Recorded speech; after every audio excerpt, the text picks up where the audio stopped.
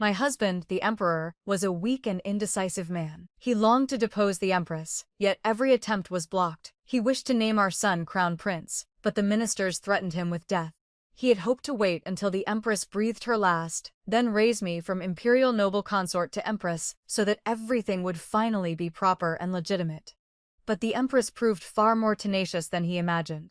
Illness clung to her for years, yet she stubbornly refused to die. After he passed, I was locked away in the cold palace for 20 full years. She told me plainly, as long as I lived one more day, she would let our son live one more day. Frail and broken, I had no choice but to cling to my last breath and endure. On the day I finally slipped away, a eunuch came deliberately to report that our son had also been sent off with a cup of poisoned wine. My body had already lost all feeling, yet tears still rolled from the corners of my eyes. I kept wondering, what sin had I committed to deserve such an end? After my death, the new emperor did not honor the late emperor's wish to bury me beside him.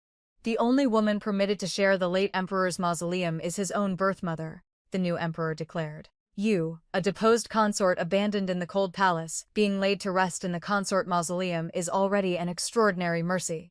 Official histories recorded that I bewitched the sovereign. Unofficial histories branded me a demonic consort who brought ruin to the realm. Yet in this life I had only ever advised my husband against wrongdoing, treated the other consorts with kindness, and never harmed a single soul. When the love between us was still deep and true, we once vowed to meet again in the next life. But when that next life actually arrived, I avoided the crown prince's gaze and racked my mind for any way to be eliminated. Then I heard him say, "Mother, this son wishes to choose the eldest young lady of the Song family as my crown princess." Every eye in the hall turned to me. I was that eldest young lady, Song Yuzhen. The empress paused, her expression darkening. "Doer, choosing a consort is a matter of great importance. You must not act recklessly." "Mother, this son is not acting recklessly." Zhao Du's voice was hoarse, thick with emotion. He stepped forward and knelt. With those few words, I knew he had returned as well. In our previous life, Zhao Du had been obedient. He followed the empress's arrangement and chose his cousin Zheng Yeru as crown princess. While I and the young lady from the Chu family were made his side consorts, Zheng Yeru was arrogant and overbearing. She was the most noble daughter of her generation, and since her aunt was the empress who had only one son and no daughters, she was treated like the empress's own child. The girl lived more freely than many princesses. Zhao Du was no less proud. Born as the established crown prince, he had been showered with favor from the moment he drew breath. Two people of such exalted status, standing side by side, neither would yield to the other. The inner palace constantly rang with their quarrels.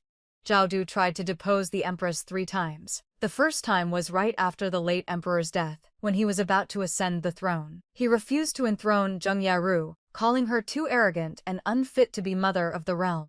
By then the empress had already become empress dowager. She forced the issue down and reminded him of his maternal uncle's support. Without the Zheng family propping him up, his throne would never have been secure. Burning the bridge after crossing it, heartless and ungrateful. In this world, who could still be trusted? The Empress Dowager had declared that only a daughter of the Zheng family could ever become empress. The second time was when I became pregnant. Zhao Du was overjoyed. He said he would make me empress and our son crown prince, so the child could be born into glory and never have to bow to anyone. But the Empress Dowager sent over a bowl of infertility decoction. She would allow the deposition of the empress, she said. But the next emperor could only come from the belly of a Zheng daughter. If Song Yuzhen wanted to become empress, then she must remain barren for life. Zhao Du sat in silence through the entire night. I knelt behind him, resting my head against his back while my tears soaked his robes. Did I hate him? I did not dare. By then I already understood. Though Zhao Du sat on the throne, he held no real power. He was nothing more than a puppet clutching the imperial seal. The previous dynasty's cabinet kept him in check from outside, while the Empress Dowager ruled the inner palace. He and I were the same two pitiful souls trapped in a narrow crevice. At that time Zhao Du only disliked Zheng Weru. He did not yet hate her. True hatred came later, when she drugged him on his birthday and kept him locked in her chambers for 3 days and 3 nights. When he finally regained consciousness, he seized a sword and chased Zheng Weru through the entire inner palace. Barefoot, hair in wild disarray, she fled in panic straight to the Empress Dowager's palace and threw herself at the old woman's feet, sobbing that she only wanted a child. The Empress Dowager, unaware of the truth, shielded her completely. That day, Jiaodu's heart shattered completely. Sword in hand, eyes bloodshot, he bit his lip until it bled, and asked in agony, "Mother, must you truly protect her? Even after she drugged your own son?" The Empress Dowager stood frozen, unable to believe what she was hearing from Zheng Yeru. But the situation had already gone too far. She could not allow Zheng Yeru's blood to stain the palace roofs. All she could do was find a way to extinguish Jiaodu's fury. That day he went mad. He swung his sword wildly, shattering the carved dragons and painted phoenixes along the corridors, striking sparks from the artificial mountains, cutting his own palm until it bled, yet he still could not strike down the person he truly wished to kill. Before he left, he viciously carved a white gash across the gate of the Empress Dowager's palace. Between mother and son, all affection was severed. From that day forward, he never again set foot inside her palace. Whether it was her birthday or any festival banquet, he and the Empress Dowager treated each other like strangers. Even when she lay dying, she called for him from behind the bed curtains while he stood outside. She wept and called his name again and again, but he never once lifted the curtain to look at her, nor did he shed a single tear. Only long after she had been buried in the imperial mausoleum did he break down one stormy night. He held me and cried like a child. "She can no longer hear my voice. I hated her, so I deliberately pretended not to hear her calling him. Zhen, my heart hurts so much. I thought perhaps the Empress Dowager had finally regretted everything. Later she came to despise Zheng Yueru and treated me with genuine kindness instead. Bestowed upon me gold and jade jewelry, rolls of the finest silk and brocade. I only hope you can persuade Jiaodu to visit me," she said. But I quietly told her, "Mother, if your son must speak through someone else, then there will no longer be anyone willing to stand by His Majesty's side." The Empress Dowager wept like a wounded animal. She regretted it, but too many cracks had already formed between them. No amount of tears could ever fill them again. Jiaodu's body had been damaged. Afterward he fell ill frequently.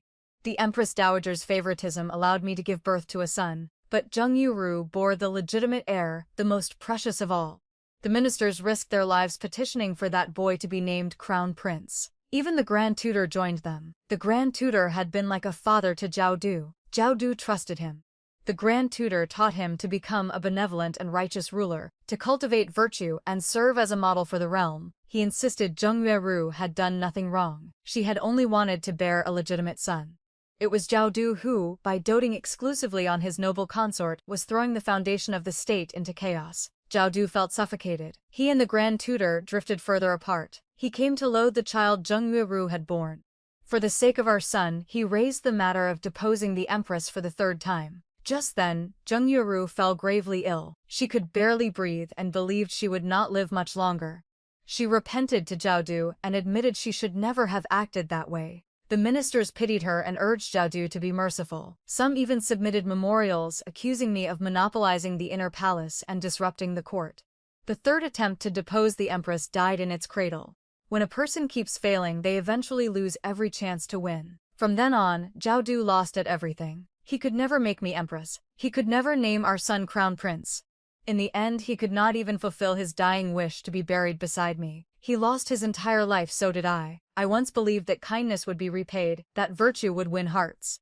But after 20 years in the cold palace, watching the Grand Tutor's entire clan wiped out for corruption and bribery, I finally understood. They had all been performing. Every one of them had been acting the part of loyal ministers and incorruptible officials. Only Jiaodu and I, two fools, had believed it was real. One wanted to be a wise ruler. The other wanted to be a virtuous consort. In the end he died filled with resentment, while I lived on in misery. Before death finally came, the only thing I could still remember was our son. From the age of 10, we had been separated and never saw each other again. I did not even know what he had grown into, whether he had truly lived in peace, or whether everything had been nothing more than a lie others told to deceive me. If I am reborn, it would be better if he never entered my womb again. The suffering of a mother, perhaps that child in her belly, is also a bitter fruit. Better he never comes at all. The consort selection banquet ended on a sour note. As I stepped out of the hall, I heard the Empress's suppressed anger and Jiaodu's brief but resolute rebuttals. In the end, he finally dared to resist. In our previous life he had been crushed beneath the weight of filial piety, while I had been bound by the chains of virtue. Neither of us had ever stepped outside the rules, yet neither of us had lived well. During those 20 years in the cold palace, I had resented countless times, regretted countless times. Why had he not dared to fight the Empress Dowager? Why had he not let those ministers who threatened suicide with their remonstrances actually die? Why had I never poisoned Zheng Yueru?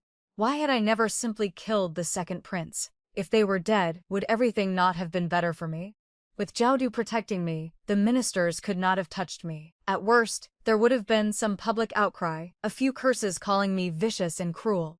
Since I had already been branded a demonic consort my entire life, why not simply be vicious to the end? Why did I keep trying to prove my kindness again and again? If I had killed Zheng Yueru, the throne would have been mine. Our son would have been crown prince. He would have grown up happily by my side. Why had I not killed her? Regret cut through my flesh like a razor, slicing all the way to my heart until it bled yet left no visible wound.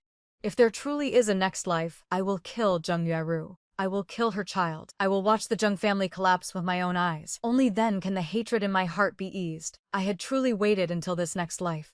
This time I no longer wished to paint my brows inside the deep palace. This time I only wanted to hold a blade and kill. As I stepped through the palace gates, a eunuch hurried after me.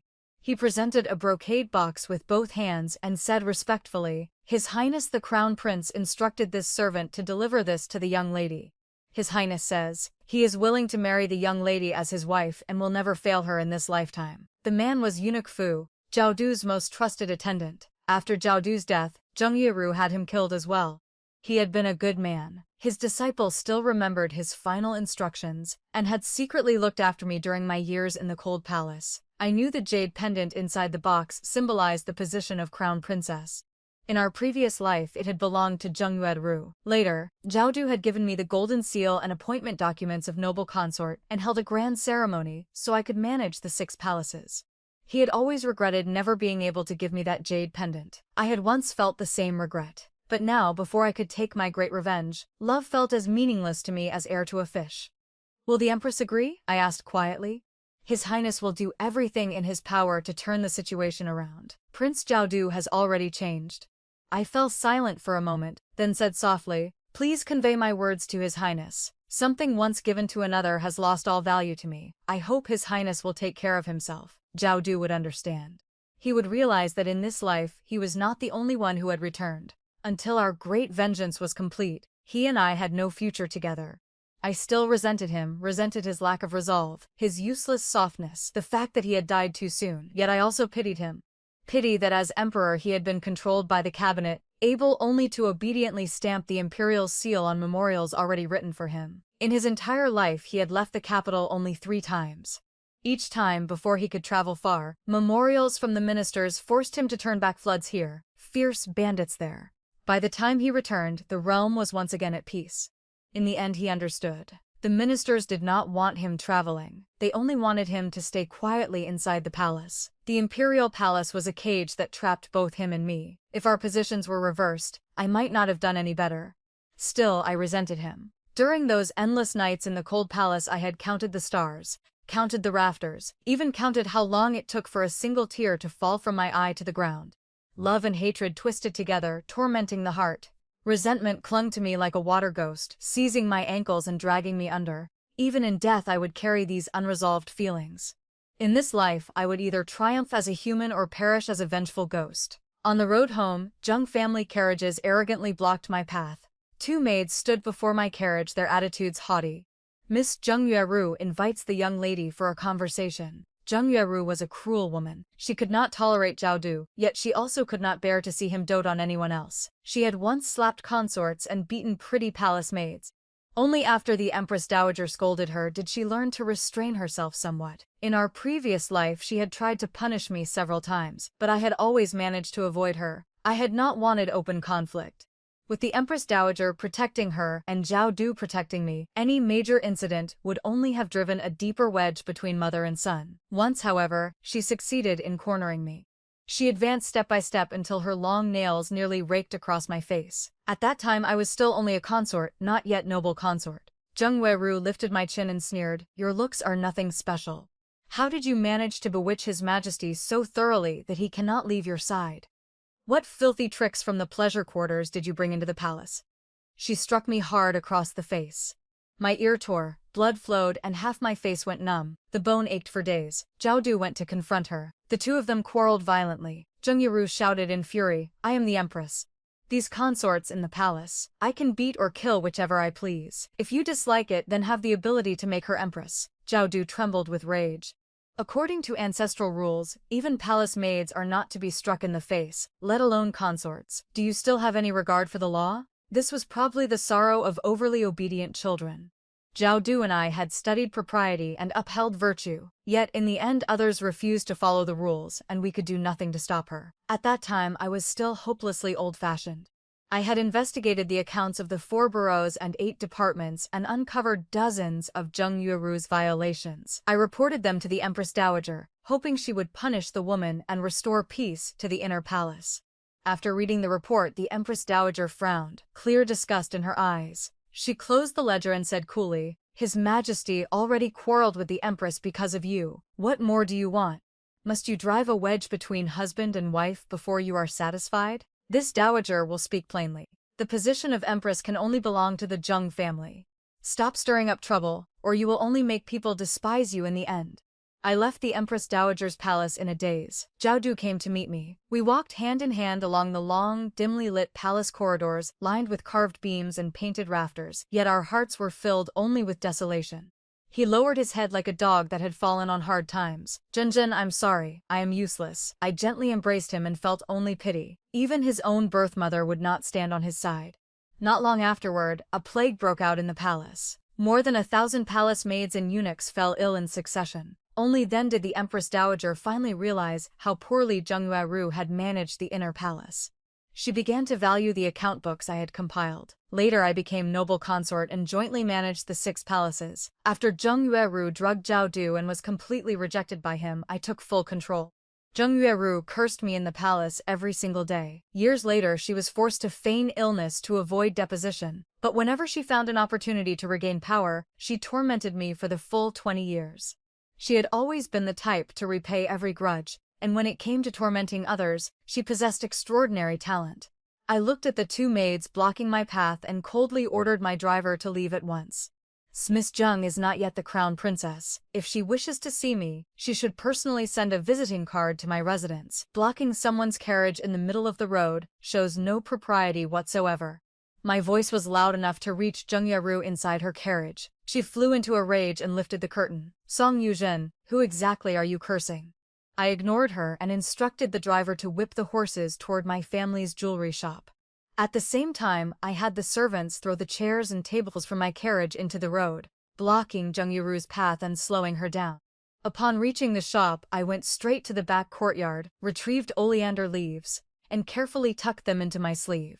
Then I took out the most expensive jade statue in the store, put on deerskin gloves and meticulously smeared the oleander sap onto it. My heart remained strangely calm while I worked. During those 20 years in the cold palace I had relived my life over and over, imagining Zheng Yueru suffering the death of 1,000 cuts again and again, only to feel disappointment each time. Now that I could finally act with my own hands, they did not tremble in the slightest. As expected, Zheng Yueru gave chase. She stormed in and slapped the jade statue from my hands. "Who were you cursing just now?" The statue crashed to the floor and shattered into countless pieces. I simply reached out and pushed her. She fell backward onto the broken jade. Everything happened so fast that no one had time to react. Zheng Yueru landed among the shards.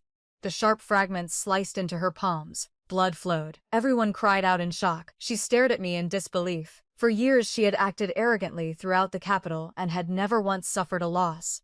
In her mind, a well-bred young lady like me would never commit such a crude act. "Song Yuzhen, have you gone mad?" She shrieked, half furious, half terrified, her bleeding palms shaking. Her servants rushed to help her up. I stared at the dark red blood and thought only one thing. Has the poison entered her wounds yet? I had only just opened my eyes and been reborn at the consort selection banquet. My mind had been in chaos for a brief moment before I was forced to deal with the next round of selections. I had not had time to prepare anything. If I had been reborn a little earlier, I could have done better. Right now I can only rely on luck.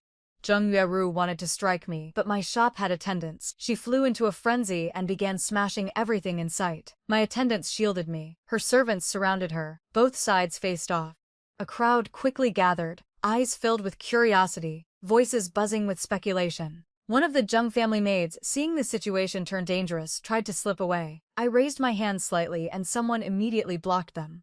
Zheng Yaru had finally regained some composure. She realized I had deliberately provoked her today to make her lose face. Lowering her voice, she threatened, "Song Yuzhen, have you gone mad? Do you no longer wish to be chosen as a consort? Today the crown prince almost gave you the jade pendant of the crown princess. If you offend me, I can make sure you never become crown princess in this lifetime. Someone come." I repeated her words calmly. Whoever repeats what she just said the loudest will receive 1 tael of silver. It does not matter who. The crowd exchanged glances, not daring to believe their ears.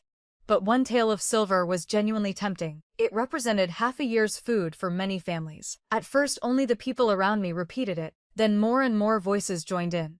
Soon the entire street was chanting in unison. "Song Yuzhen, have you gone mad? Do you no longer wish to be chosen as a consort? Today the crown prince almost gave you the jade pendant of the crown princess.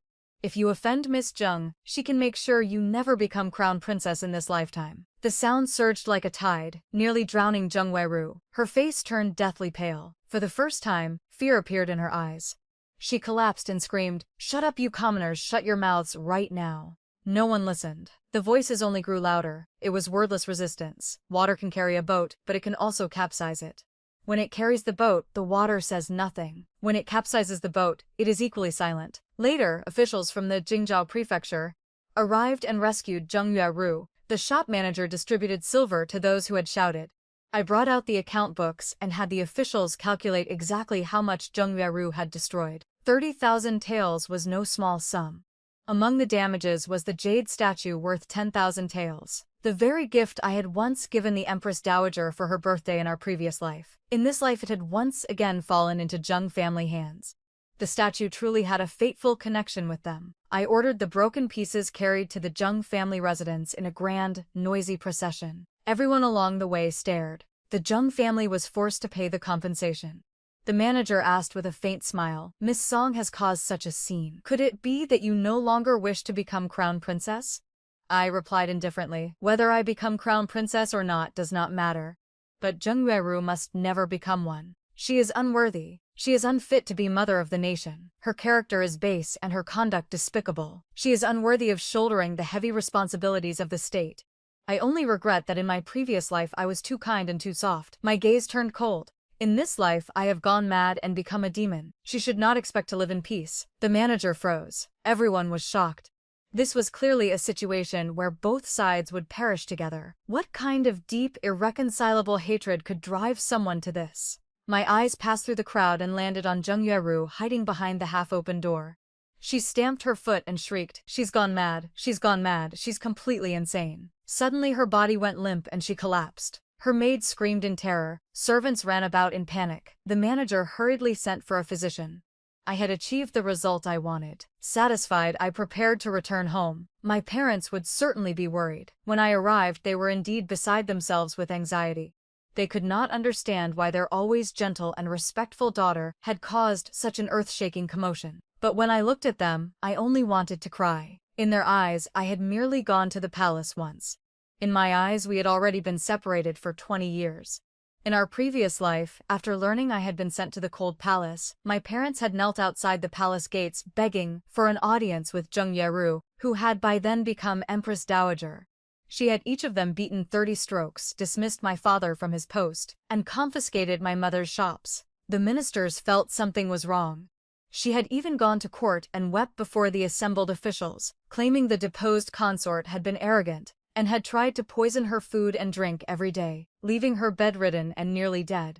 Without her natal family's support, where would the deposed consort have gotten the money and poison?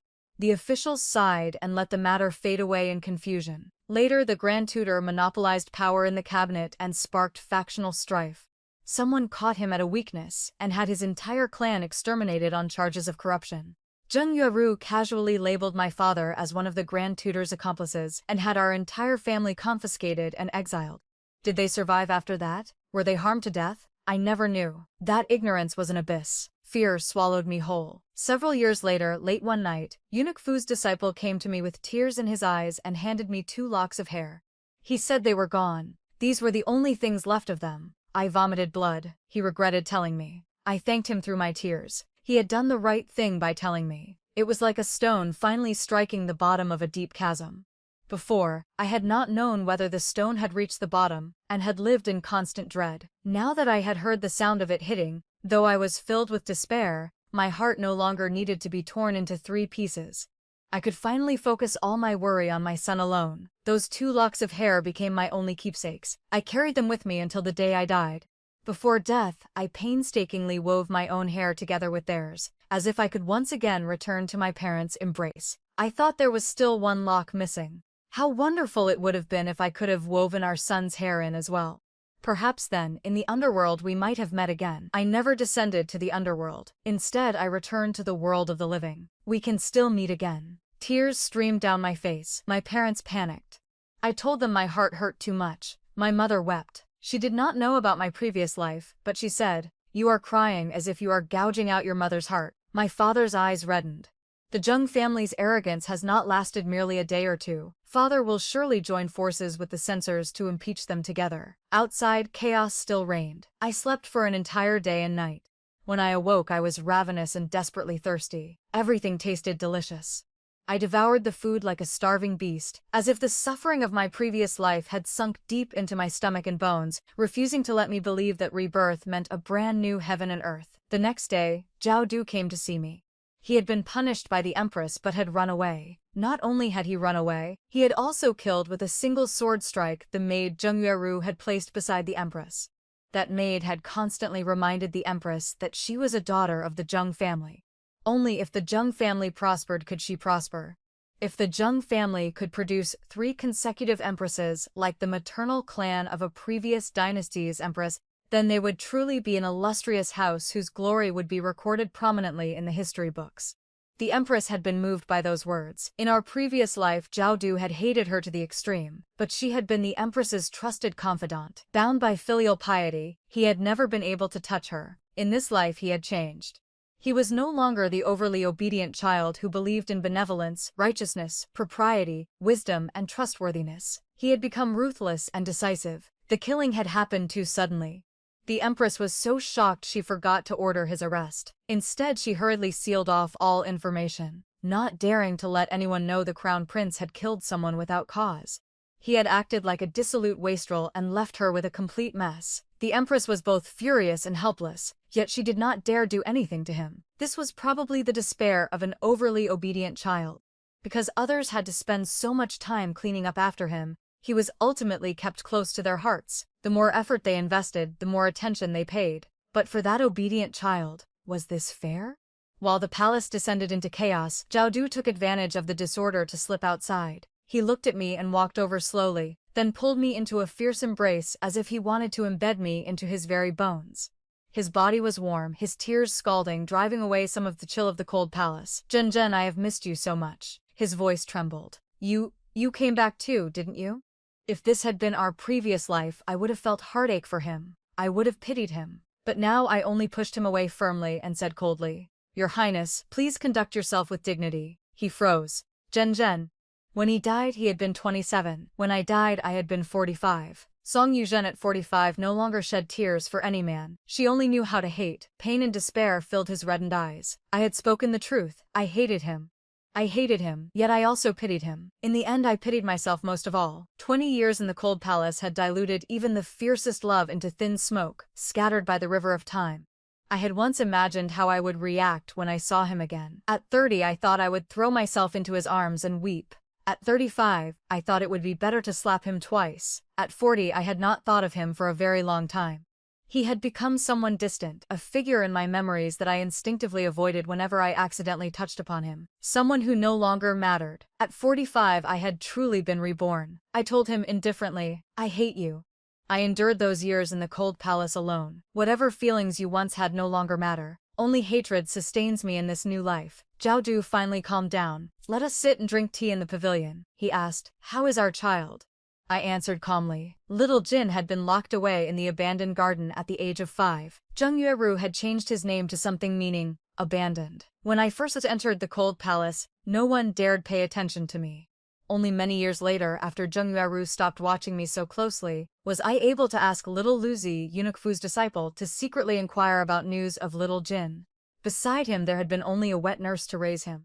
The two of them relied on each other to survive. They grew their own vegetables and grain, barely managing to keep him warm, though food and clothing were always scarce. One quilt had to last for many years. In summer there was no ice to cool the heat, in winter no charcoal to fight the cold. Even his thick-soled shoes were ones he learned to sew himself. After the wet nurse passed away, he lived alone. Later still, I no longer knew how he was faring. The new emperor married his empress and began to reorganize the inner palace, strictly forbidding any contact between the inner and outer courts. Little Lu Zi could no longer obtain any news of him. Zhao Du's hands clenched into fists so tight that his knuckles turned white. His eyes were bloodshot, hiding a terrifying depth of hatred. His breathing was heavy, as though a savage man-eating beast were trapped inside his chest. After a long silence, he asked, "And you?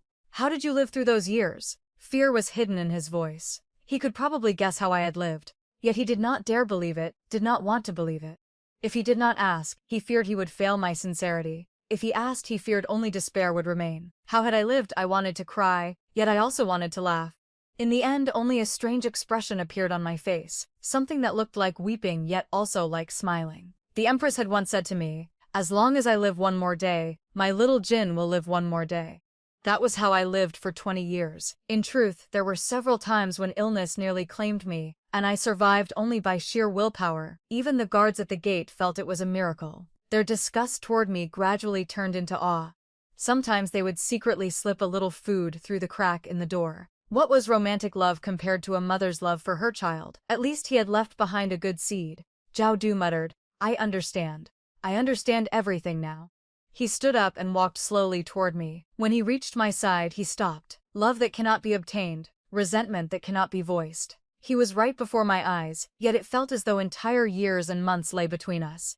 A single tear fell at my feet and bloomed like a large flower. "Zhen, I'm sorry." He left in a hurry, flustered and panicked, just like in the old days. I watched his retreating back until it disappeared. Suddenly, my own tears overflowed. Do I hate him? Yes. Did I love him? Once did. Song Zhuzhen at 45 had regained a 15-year-old body, yet the sun still rose and set, the four seasons still turned. Wind, flowers, snow, and moon would all return. Only the youthful spirit I once possessed would never come back. I could no longer love someone with pure simplicity, nor hate someone with pure simplicity. I only knew how to love and hate intertwined, wanting someone to live, yet also wanting them to die. The more I tried to cut it, the more tangled it became.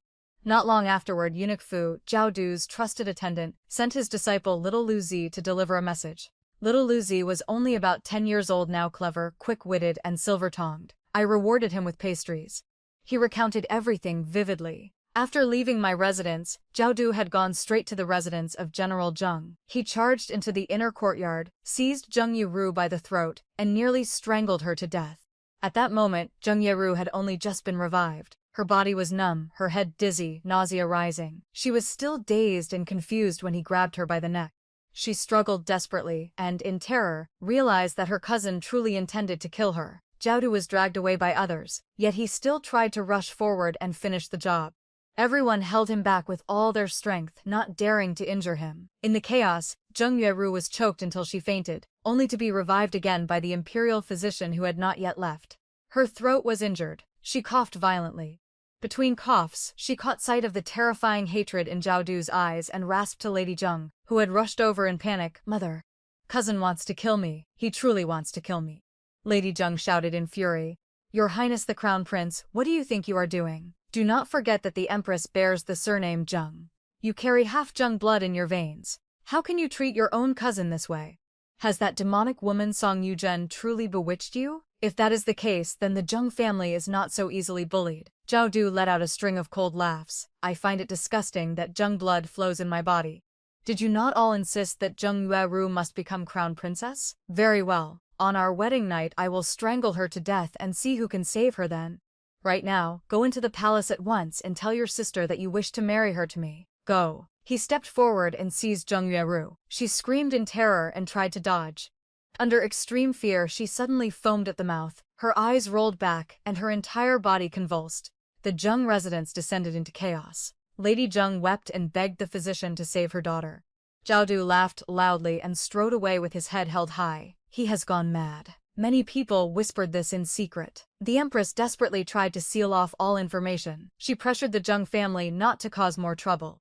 General Zheng was displeased. Lady Zheng unwilling to accept it. But the empress had only this one son. They had been born standing on Zhao Du's side, and now they had driven him to madness. It was their turn to unwillingly swallow the bitter fruit. But I thought the table should have been overturned long ago. In our previous life, why had we not overturned it? Why had we not overturned it? The empress summoned me into the palace. For 20 years I had never left the cold palace. Now, stepping once more into the inner palace, everything felt strangely disorienting. Memories gradually revived, making every sight and sound feel hauntingly familiar, as though I had already lived through it all before.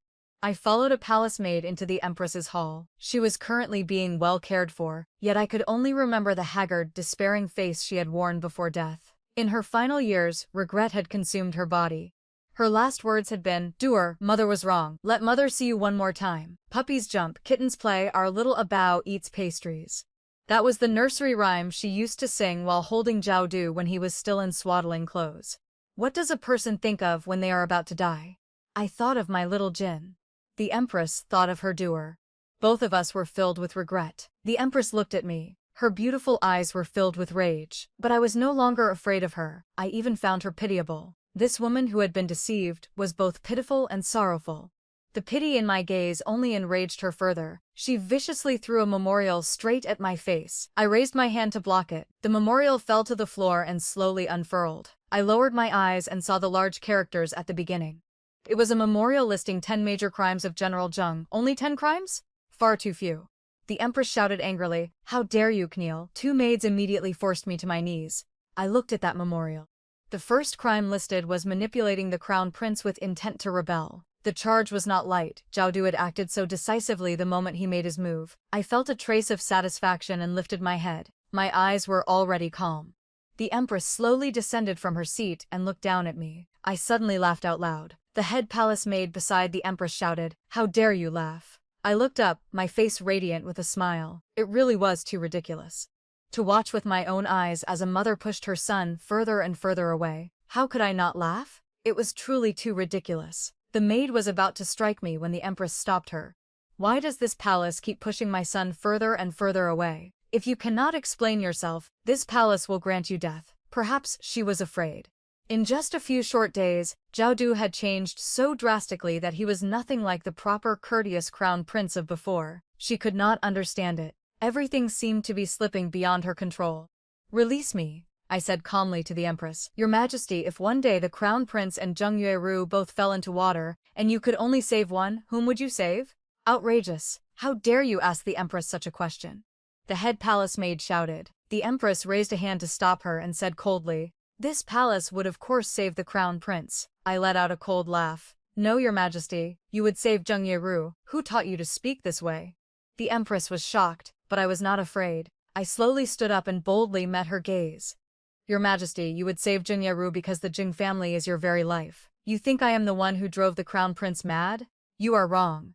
It is you. You are his mother, yet you have never stood on his side. He is not your son. He is merely a tool for you to satisfy your own selfish desires. He is the guarantee of the Zheng family's wealth and glory." Zheng Yueru was arrogant, overbearing, selfish, and vicious. She repaid every grudge. If you truly loved your son, why would you choose such a woman to marry him? Does he not deserve a better wife? Does he not deserve a good marriage? You can sacrifice his happiness for the glory of the Zheng family, yet you still dare to say that if he fell into water you would save him? No, you would only save Zheng Yueru.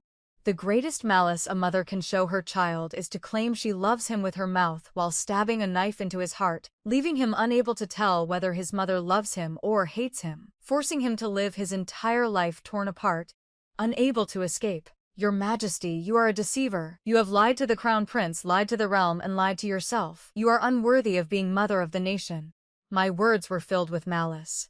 The hatred that poured out even surprised myself. The maid beside the empress struck me hard across the face. Once again I felt my ear go deaf. Everything that happened afterward, I could only see but not hear what they were saying. I saw Zhao Du charge in with his guards. He swung his sword and severed the arm of that maid. Fresh blood splattered everywhere. People fled in panic, only to be blocked by the guards outside the door. He cut out the tongue of the head palace maid and pierced the shoulder blade of another. Every person in the empress's palace had their bones broken. They would not die, but they would remember the pain. The empress screamed in terror. Zhao Du's face was covered in blood, like a demon who had stepped out of hell. Step by step he advanced toward her. She retreated step by step until she fell, weeping. He only watched coldly, as though looking at someone completely unrelated. In the final days of his previous life, he had actually made arrangements for me. He had enfeoffed our little Jin as a prince and sent him to the fief of Feng. He had arranged for me to leave with him so we could live together, but we had both been intercepted and brought back by General Zheng's men. An emperor without real power, his words were like the chirping of a caged bird. Who would care? When he died, he forced the crown prince to swear he would bury us together. The crown prince had agreed, then turned around and forgotten. He had wept as he swallowed his final breath. The last word he called out before dying was mother. How strange. Clearly he had hated the Empress Dowager so much, yet in the end he still called for his mother. What about my little Jin? When he was forced to drink the poisoned wine, had he also been calling for his mother? Zhao Du walked up to me and gently stroked my cheek. His eyes were red, filled with heartache. Zhao Du at 25 was still the version of him that loved me. His pain was real and fierce. But I only felt a surge of satisfaction, a dark, exhilarating satisfaction that a portion of our great vengeance had finally been repaid. He and I had both changed. He had become a ruthless man who had thrown propriety, righteousness, and morality to the dogs. I had become a vicious, scheming woman. We had both become the kind of people we once despised most. As we left the palace, walking along the long, dim corridor, he tried to take my hand. By coincidence, I instinctively avoided it, as though I had known he would reach out and had dodged in advance. He froze. I remained silent. Many years ago we had walked out of the Empress Dowager's palace and naturally taken each other's hands, drawing a little warmth from one another. In the end, it was no longer the same. Time had built a wall between us that spanned years and months. He stood there alone, tears glistening at the corners of his eyes. In the end, we were not buried together, were we? I nodded, unable to say a single word. I'm sorry. Ever since his rebirth, he had kept saying sorry to me. My heart felt as though it were being rolled in hot oil, painful yet numb. Yet from beginning to end, I could not bring myself to say, it's all right. The days in the cold palace had been too unbearable. The pain of being separated from my child had been too great. Physical pain was the least of my sufferings. I had lost the ability to love others. My heart was filled with such heavy hatred that there was no longer any space left to hold love. We walked the entire way in silence. He quietly escorted me out of the palace. I quietly left. No words, no farewell. The news that the crown prince had led men into the empress's palace to seize me shook the entire court. The ministers could not understand why that obedient crown prince had suddenly vanished. They did not dare openly criticize Zhao Du, so they placed all the blame on me, calling me a beauty who brought calamity, a demonic woman who would ruin the nation. I rose lazily, applied my makeup, and listened to the maids recount the rumors about me. I thought that I had finally secured the title of demonic woman. Otherwise, would it not have been a waste to be cursed for an entire lifetime?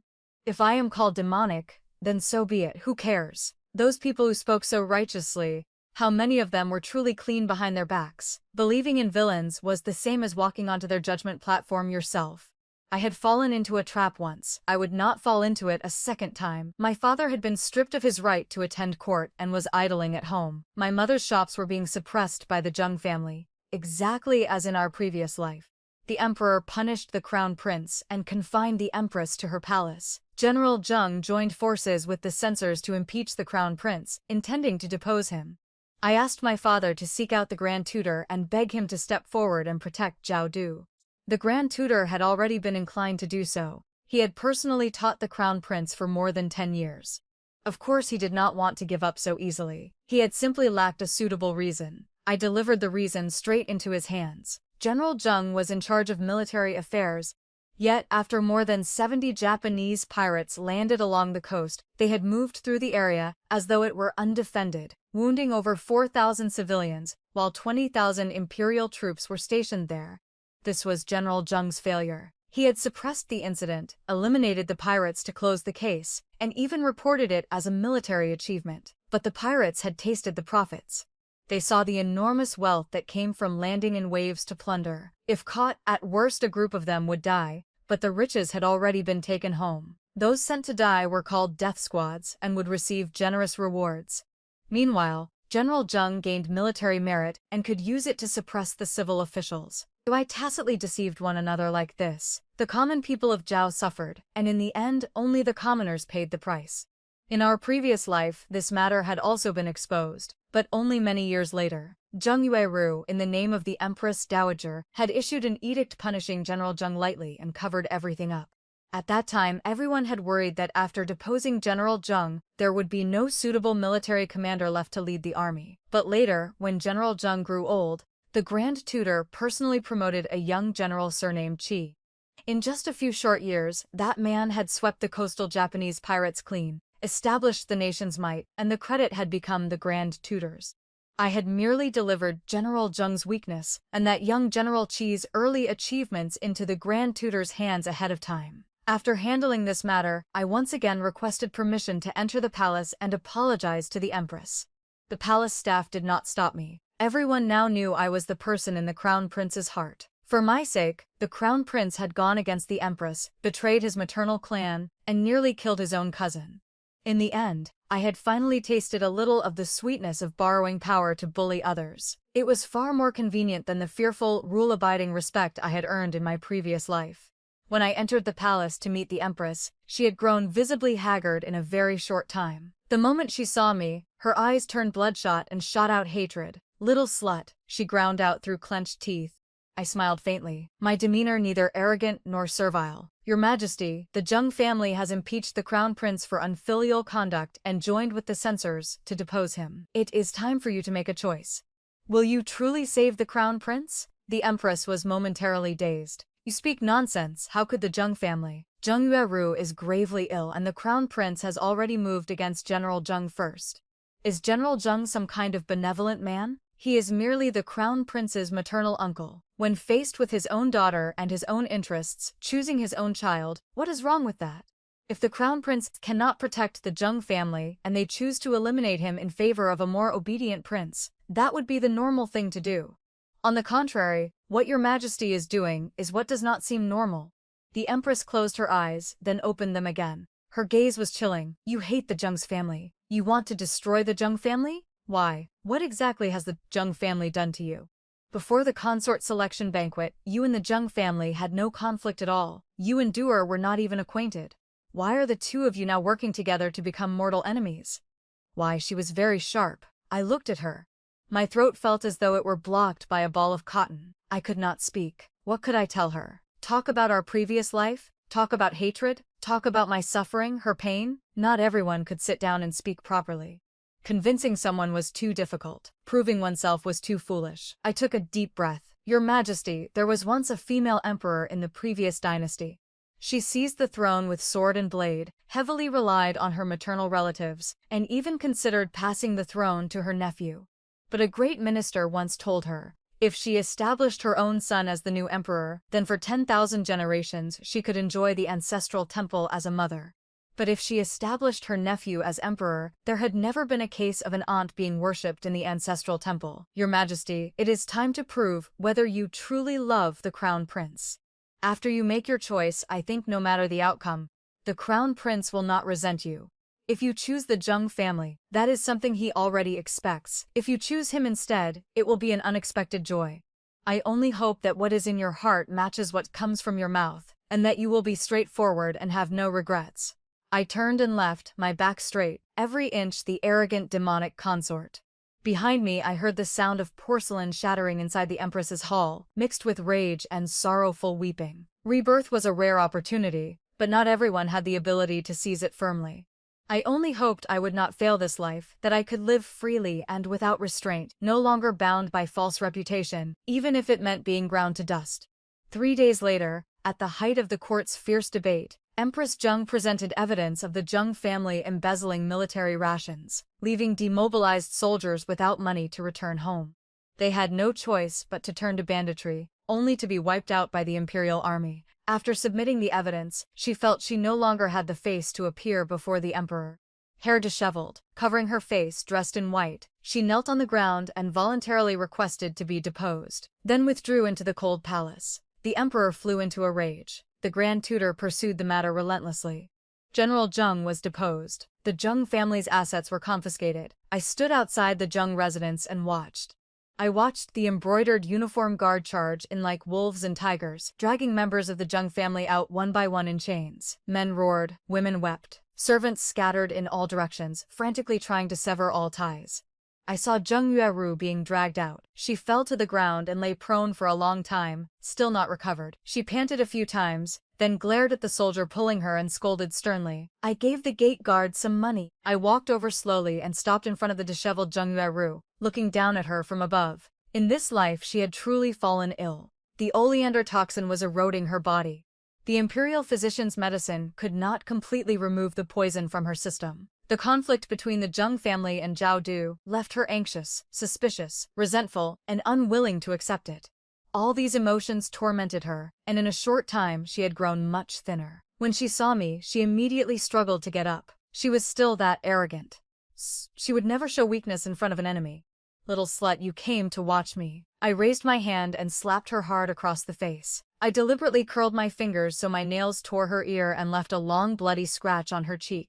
She screamed in pain and fell back to the ground, covering her face in disbelief. I finally feel a little satisfaction, I said. It's just a pity my fingers were curled so the force wasn't strong enough. I ordered someone to pull her up and slapped her again and again. At first she screamed shrilly, then blood flowed from her nose and mouth, then teeth fell out, her face became bruised and swollen. She could no longer stand steadily and had to be forcibly supported to barely keep upright. My hand had long since gone numb. I was like a block of wood that felt no pain, only venting emotion with each strike. The past flashed through my mind like a cavalry charge. I remembered being separated from little Jin, his heart-wrenching cries still ringing in my ears, the way he had held back tears and refused to make a sound after Zheng Yueru slapped him. I remembered the 2 locks of my parents' hair, 157 strands from my father, 132 from my mother. I remembered the food in the cold palace, cold, hard and rancid. I had not dared not eat it, for fear I would die too soon. Everything I remembered was suffering. The beautiful things I had long since forgotten. I could no longer recall spring flowers, summer lakes, autumn golden leaves. Only the winter cold and the chill of the cold palace had wound together and invaded my internal organs, leaving me unable to find any warmth no matter what I did. Someone hugged me tightly from behind. Hot tears fell onto my neck. I heard Zhao Du's hoarse voice. Don't hit her anymore. Your hand is already torn. There are wooden planks. Why not use a plank instead? It hurts so much, Zhao Du. It hurts so much. Tears flowed from my heart. The hatred eased a little. I obtained a trace of release. At last I could clear a space for spring to enter. Next, sunlight would enter, warm wind would enter, the fragrance of flowers would enter. Everything good in this world would enter. There will be rebirth, won't there? There will be, won't there? The Zheng family was confiscated. The emperor had actually considered deposing the crown prince. At this moment, Zhao Du offered up the grand tutor as a sacrifice. He pointed out that the grand tutor's salary was clearly meager, yet the renovation of his residence alone had cost 30,000 taels. In his hometown there was an identical mansion that had also cost the same amount. Where had the money come from? The grand tutor had 3 sons. 2 had passed the imperial examinations and entered the Hanlin Academy. The chief examiner that year had been the grand tutor's student. Was there cheating involved? With Zhao Du taking the lead, all the grand tutor's political enemies immediately stepped forward to add their voices. In a short time, someone submitted a memorial accusing the grand tutor of 40 crimes. In his previous life, the grand tutor had been domineering and authoritarian. In this life, he received his judgment much earlier. Everyone felt the crown prince had gone mad. He was no longer obedient, gentle, and proper. He had become terrifying. The emperor ordered a thorough investigation into the grand tutor's case, yet his feelings toward this son were extremely complicated. It was as though he could feel his own aging and his son's growing strength. But one morning, he quietly died on the dragon bed. Before death, one hand was still raised as though trying to grasp something. The emperor passed away earlier than in our previous life. Zhao Du smoothly took control of the grand tutor's case and passed judgment. The grand tutor's assets were confiscated and his entire family exiled. The grand tutor died on the road to exile. Before dying, he left a final letter, both earnestly instructing Zhao Du to take care of his dragon body and explaining his own difficulties. He probably thought Zhao Du would be moved. In truth, in his previous life, Zhao Du had already read this letter. At that time, he had still been soft-hearted. For countless nights, whenever he remembered the grand tutor's teachings, he would toss and turn, wondering whether he had gone too far. He had once pardoned the grand tutor's 2 sons, and even returned a portion of their family assets so they could live their own lives. But in this life, he only burned the letter and left the palace to find me. I was not at home, I was at the villa. I had bought Zheng Yeru and Lady Zheng, who were being sold off. I locked Zheng Yeru in an underground secret chamber and confined her mother in an abandoned garden. I ordered people to beat Zheng Yeru's mouth with wooden planks every day, and told her that as long as she lived one more day, her mother would live one more day. If she died, her mother would also die. Zheng Yeru's eyes were filled with terrifying hatred. Venomous woman, are you even human? You actually thought of such a method? You will not die in peace. You are an animal. So she also knew this was animal behavior? But in our previous life she had deliberately done exactly this to me, making me wish for life yet unable to die, truly living a life worse than death. I chuckled softly and looked at her mouth opening and closing, missing teeth and all. I truly burst out laughing. Stay here nicely. I will go to the temple to pray for blessings for you, and pray that she remembers her previous life, so that my hatred will have a real place to anchor. As for her mother, I will give her some seeds.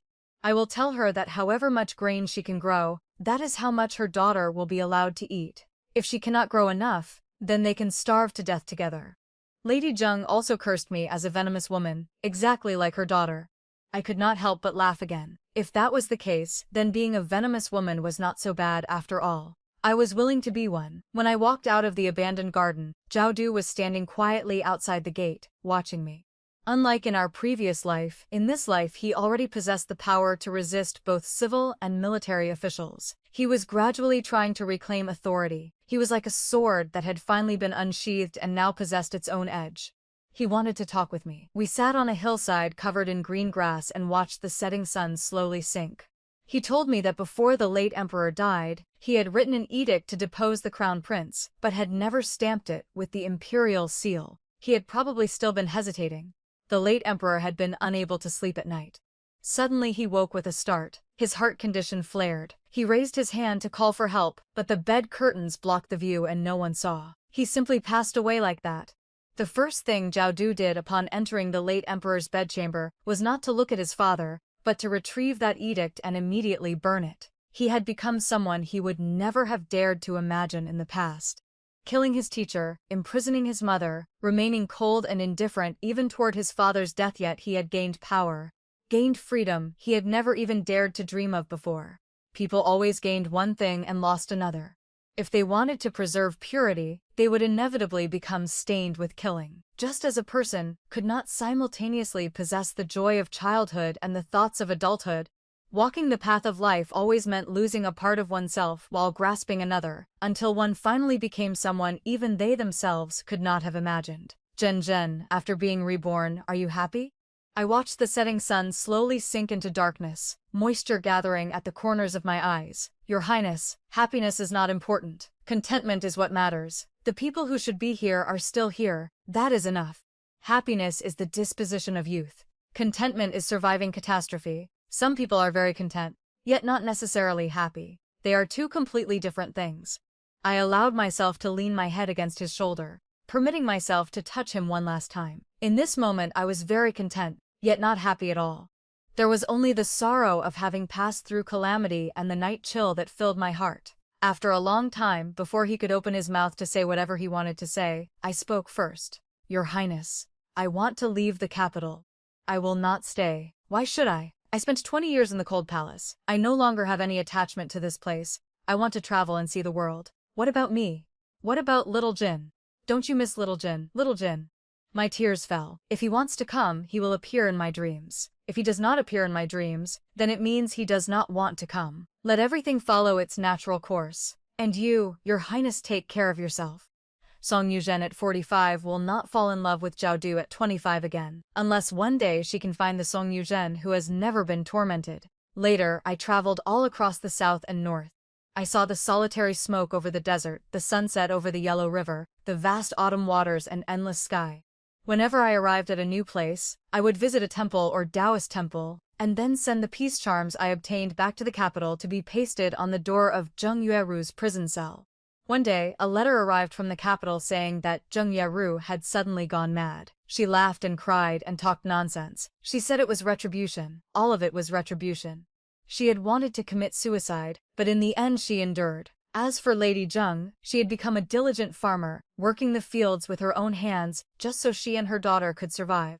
Maternal love was truly the most miraculous power in the world. I should have been moved by it.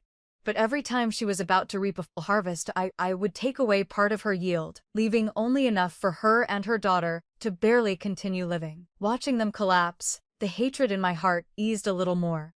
In the court, Zhao Du was decisive and ruthless. He rectified the court, implemented new policies. Wherever I went, I could feel that subtle change. I thought this was probably the meaning of rebirth, to make everything better. That goodness could fall upon every person, not just one. Later, while I was in Jiangnan waiting for the drizzling rain, I also waited for the emperor to personally visit Jiangnan. This time he finally made it to Jiangnan, instead of being forced back by the ministers the moment he set out. In his hands he clutched countless peace charms. He had grown old, there was already white at his temples. Clearly he was only a little over 20, yet he already looked like a man of 30. His eyes were red, his lips trembling slightly. Being close to home made him both fearful and filled with joy. Tears welled in his eyes. He said softly to me, "Little Jin appeared in my dream. He said he is still willing to be our son." I slowly took out another thick stack of peace charms. I smiled nonchalantly and said, "What a coincidence. He appeared in my dream too." It was the most beautiful time in Jiangnan. Amid falling flowers we met again.